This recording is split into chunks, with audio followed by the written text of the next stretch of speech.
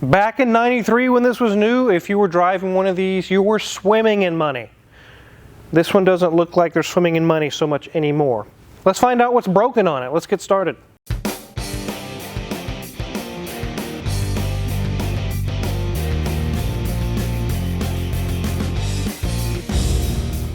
Like I mentioned, this is a 1993 500 SL. This is actually before it switched over to be SL 500, where a lot of us are used to hearing SL 550, SL 500. This is in the years early enough that it's 500 SL.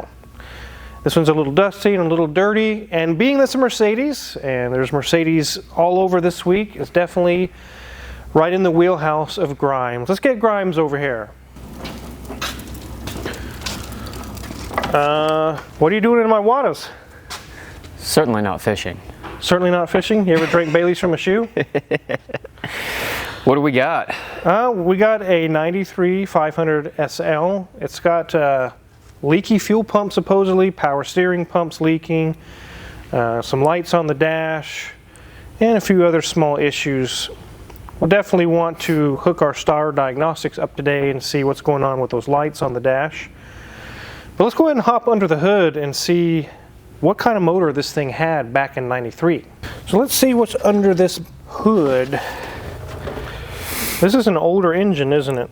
Yep, so this, that's an M119 V8. They were twin cam and pretty advanced for their day. They made shade over 300 horse, about 350 foot-pounds. Not a terrible engine. Just replaced by the single cam M113 afterwards, which those things will do 400,000 miles with pretty little maintenance. Looks like it's pretty easy to get to the thermostat and everything here. Water pump, everything's all in one assembly right here. It does have distributors. You can see the spark plug wires. This is before coil on plug ignition. So it's got some old world technologies, even though it's a newer looking engine. Got quite a bit of power. It has a power steering leak like we mentioned. We'll put it on the lift and take a look at that here in a little bit. But when you start the engine, you can definitely hear it. It makes a definite whining noise. Let's get the Star Diagnostics hooked up and let Grimes see what's going on. It's got ASR light, ABS light, and something going on with the roll bar with the convertible top system. Definitely want to see what's going on with the brake system though.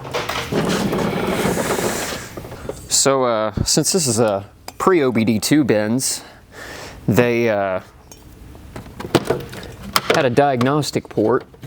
A round connector under the hood. Yeah. And the only good tool you can use is an actual Benz Star Diagnostic tool that'll interface with these. Looks like it's coming alive. Oh. I'll go turn on the key. Looks like a Game Boy. Yeah, so the original diagnostic tool on these was just a handheld, and it, was pretty limited in function. And, in later years, as the software progressed, cars got newer, they went ahead and just made these an emulator, essentially. So the computer pretends to be the hardware and gives you the same interface, which is old and clunky and not really as streamlined as DOS and Zentry are. So we'll go ahead and do a short test, and that's actually going to scan every single module in the car and then throw you back the error codes. So what it's showing is it's doing the ME right now, and then it'll move on, chassis, body, all of those modules. All right, we'll let it run its little test. So while that's doing its scan, just want to show you guys, this whole setup here is actually called the Mercedes-Benz Star Diagnostics. As he mentioned, it's Zentry or DOS. That's used on some of the newer Mercedes models. But this would be kind of like legacy. It's really old. Like he mentioned, it looks like a old hardware, like a Game Boy. It has the old LCD looking screen. It's kind of emulating the old style. Yep. And the multiplexer here is just essentially the interface between the car and the computer. Right. So this actually is what's actually talking to the the ECU and all the modules and everything, and just sends, commands to and from the computer. Right. This would have been a tool that they would have used in the dealerships as actually a dealer level tool. It isn't one that's an aftermarket or something like that. It is the actual Mercedes-Benz scan tool. So it's very useful. We've used it many, many times. It actually was owned by Hoovie many years ago, and I've had it all these years. Was that from one of the Maybachs? Actually, some of it is from when he had his dealership days. He would scan Mercedes-Benz cars, and he just broke down and bought one. Yep. It's worth the money if you're going to work on older Benz, anything, like 03 and prior. I think it was up until like 02, 03 that they still had these diagnostic ports. Right. Same with BMW. They also had the round diagnostic ports in the early 2000s, and you could either jumper part of it to actually access those modules through the OBD port. So they were just kind of playing a game back then. They did the bare minimum to read things through OBD and kept everything else proprietary. Yeah. Which, in a way, it kind of gives you a more robust diagnostics interface. It's meant for the car, and it can tell you everything that's going on. You can interface with it, tell it to do stuff, actuate the top, turn things on and off with the interface. So looks like it's getting close to being done. Yep. There it is. Let's take a look. So it looks like we've got faults in the ME, the chassis, and body modules of some sort. So we'll go ahead and do our... So there's ECU, I think. Yeah. Fault 24, no text. We'll have to look that one up later. So this is kind of a pretty clear indicator of what's causing our ABS light. When these stop lamp switches are faulty, your brake lights might still work, but there's another set of contacts in there that'll cause the ABS unit to error out. Right. So that is probably related to your ABS, your ASC, all of that. Got traction control, which solenoid valve, that's going to be in the ABS unit, and then we've also got the brake light switch again. Another brake light switch. Yeah, we'll dig a little bit deeper into the brake light and traction control. These ABS units, the motors in them, the brushes wear out or they stick over time. Same with pretty much anything European from this era. Yeah, it's very nowadays common. They just wear out. So we have possible issue with the hydraulic unit or electronics up with the ABS, and definitely have a stop light issue we need to look into, probably the switch at the brakes. That'll be the first thing to look at, and then see what else comes back afterwards. One of the really cool things about this car is it's got this maroon exterior, but what Grimes really loves is the interior is the matching maroonish red color as well. Let's let Mrs. Wizard hop in and show you guys what he's talking about. Okay, ladies, gents, let's see here. 46,350 miles, and that's it. Because you see there's a zero in front of it. It's not 146,000, it's 46,000. Wow. Nice gauge cluster, very classic Mercedes. I love how we have the miles per gallon, but we also have the temperature in centigrade. Interesting. Nonetheless, we can manage to still run the car with the two systems. The dash is in great condition, no cracks, no orange foam spilling out. It does make sure that we know that we have to have the airbag system back behind there, because of course airbags were rather new at this point. Oh, and look there, we have a button for a hidey hole. Let's go ahead and push it, and whoa, a very archaic in-car cell phone. Isn't that great? So bye-bye, we'll put you back down. As we move down, you'll see we have a very standard HVAC system, very standard radio for Mercedes, especially from that era. But if you look behind all that, the wood is in amazingly good condition. Looks like there's something that has been taken apart back there in the little hidey hole spot, but the wood on top of that hidey hole is looking in good condition. Our gear selector, leather wrapped, is in good shape as well. And again, more of a really nice condition on our wood. The lacquer is in good condition. It does look like it may have got a little bit of frosting on it, but that is about it. As we slide over, here is some of this lovely maroon leather, and it's in really good shape. Looks like maybe a little bit of the foam is separating right here from the cushion in there, but there's no rips, there's no tears. And if you've been in a Mercedes enough, you know that sometimes they break in between this perforated section. Nothing going on there, not even on the driver's seat. If we look at our door card, it has a nice leather curtain in there that has nice little tufting as well. But look, again, the wood behind our seat adjustment is in really good condition. Before we head to our back shelf, you can notice that the seat comes with a very interesting attachment. If we move back a little, you'll see that the seat belt actually is attached to the seat. So if you were to move that seat forward to access the back panel, that moves with the seat. So no having to reach 3 miles back here to try and reach a seat belt. It's attached to the seat itself. That's a nice thought, nice consideration. As we look at our back shelf, it is more maroon carpet, and in here you have little hidey hole spots, there we go, as well. So not a huge area, but it is nice, and it does close as well. So both sides have a nice little space there, and of course the back shelf as well.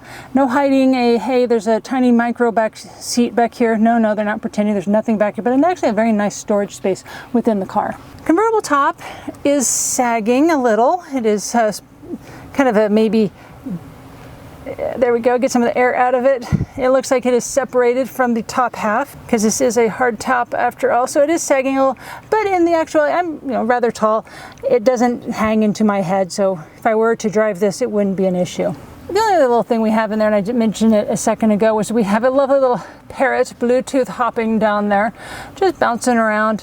One thing, to watch, as always, is that could be an interesting battery drain, but that's not the problem they're having in this car, so let the little Bluetooth Parrot hop all he wants.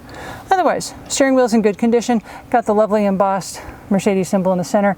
It's in really good shape. I'm really curious what's going on. I keep smelling gas, and I know it's not the Wizard. Yeah, I can definitely smell some gasoline as well. I'll have you turn on the key. I want to take a look underneath and see if it's actually spraying or something. It's pretty strong. Yep, I do smell it. All right. Okay, turn on the key.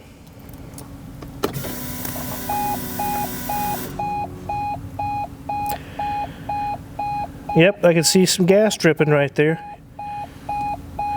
Something's dripping under there, and I can, like Mrs. Wizard, could actually smell it. It looks like a big puddle that was right here at some point. Well, let's get this thing on the lift and see what's going on. Wow, that's leaking.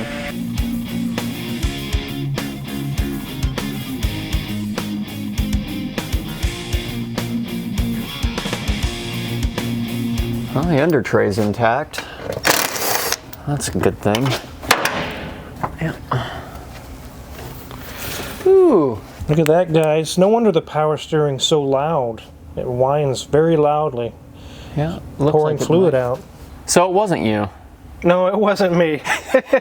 I didn't have any gas. You can actually see a trail of gasoline coming up here, and there's dripping currently somewhere back there by the tank. But we got the tray off. Let's see what's going on with the power steering as we work our way back to the back.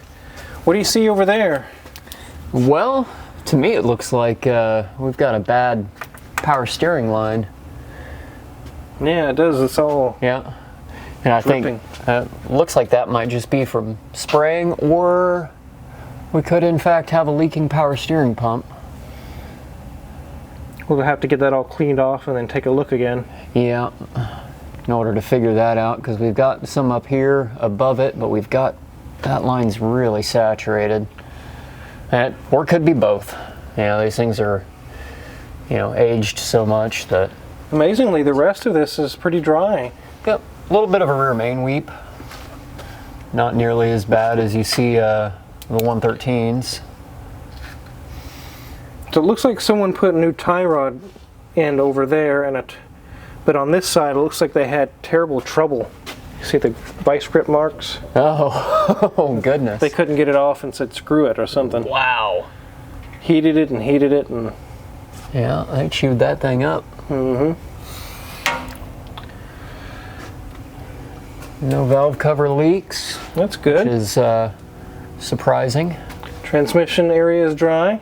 Steering gearbox isn't leaking either. That's great. Yeah, transmission's good. A little bit of a rear main weep. The flex disc looks to be in good shape. Good. No cracking or anything. Here's our gasoline smell. And there's your fuel pump right up in there. That looks like where it's coming from. So we need to get that little tray off and take a look real quick. Yep. Not gonna use power tools on that one. No. When they said they thought they had a fuel leak, they definitely weren't kidding. Yeah. It's probably one of the worst I've seen. Yeah, on the later SLs, the fuel pump's actually mounted right up there above the diff and not under a nice little accessible cover like this. Mm-hmm. They went backwards on that one.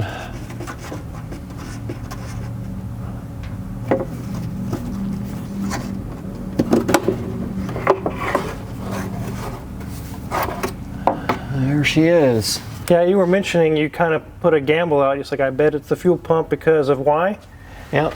These pumps actually have a crimped on end cap, and they are very, very common failure.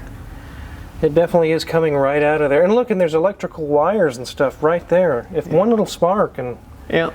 That one, this pump's actually been replaced, this lower one. Yeah. It's got Euro parts on it. Wondering if this one is original. Yeah, these had a dual pump system. Yep. For like a high load, it would turn on the second pump, and we'll probably be doing both of those. Yeah, both of those and probably a fuel filter. Yeah. Not worth taking a chance here with where there's wiring and things going on, and we just really don't need a fire. So. Yep. What do you think's going on here with this differential? That's probably the diff cover. That's just sealant there. Yeah. Let's take a look at our CV boots. They actually look okay. Rear end links look good. What's the brakes look like? They're okay? Can't really see those from here, but these are actually equipped with brake pad wear sensors, so once it gets down to that point, it will let you know. It's got an interesting switch on both sides right here. Yep, ride height. Ride height, yep. Pretty cool. Yep. This flex disc looks good as well. Yeah, all in all, it's in pretty good shape, as to be expected for, what'd you say, 30,000 miles or so? 46 or something like that? Yeah. It's really pretty good. Yep. I expected a lot worse, but it looks like the input seal is leaking, the pinion seal, just a little bit. Yeah, that one's probably not worth messing with, but we will look into that rear plate. All right, well, we know that something's going on with the power steering hose or the pump itself, and the actual fuel pumps are leaking back here, so let's get this thing on the ground. So now we definitely have some ideas of where we're going on the repairs on this vehicle. It still has a light on for the roll bar, which is like a safety mechanism. That probably is a micro switch or something. Or Yeah, it's pretty common for those to fail.